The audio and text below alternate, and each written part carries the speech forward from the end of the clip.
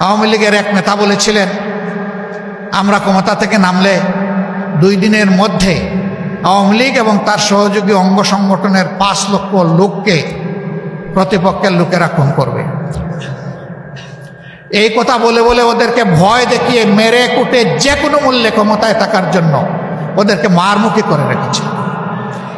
মনুষ্যত্ব বিসর্জন দিয়ে ওদের ভিতরে পশুত্ব ঢুকিয়ে দিয়েছিল। আল্লাহর রহমতে 5 লক্ষ তো দূরের কথা, 5 জন মানুষ নিহত হয়। ওরা কাণ্ড জ্ঞানহীন হায়ানা হতে পারে, কিন্তু বাংলাদেশের মানুষ দায়িত্ব জ্ঞান সম্পন্ন।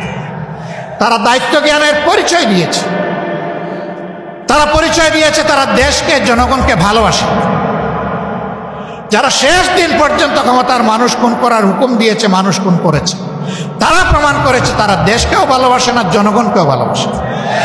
তারা শুধু গদিকে ভালোবাসে, লুটপাটকে ভালোবাসে, চুরি চামারিকে ভালোবাসে, দেশের সম্পদ বিদেশে ট্রান্সফার করাকে ভালোবাসে।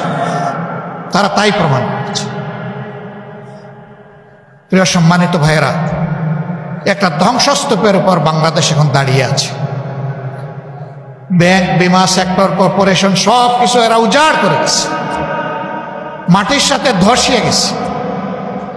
এরা এখন, এদের চেলারা এখন মাঝে মাঝে দেখি অনলাইনে এসে মাথা উঁচু বলে যে আমরা না স্বর্গে ছিলাম, এখন পড়ে গেলাম অন্য জায়গায়।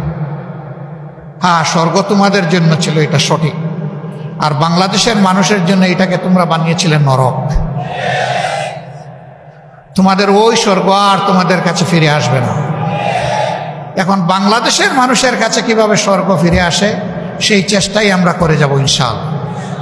স্বৈরাচার পালিয়ে যাওয়ার পরে স্বৈরাচারের অপকর্মের উত্তরাধিকার যারা বহন করবেন তারা জাতির বন্ধু হতে পারেন না।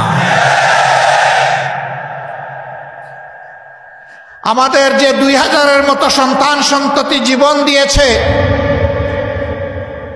অনুরূপ অপকর্ম কেউ করলে তারা সেই জীবনের সাথে, রক্তের সাথে আমানতদারি রক্ষা করবেন না, তার উল্টাটা করবেন।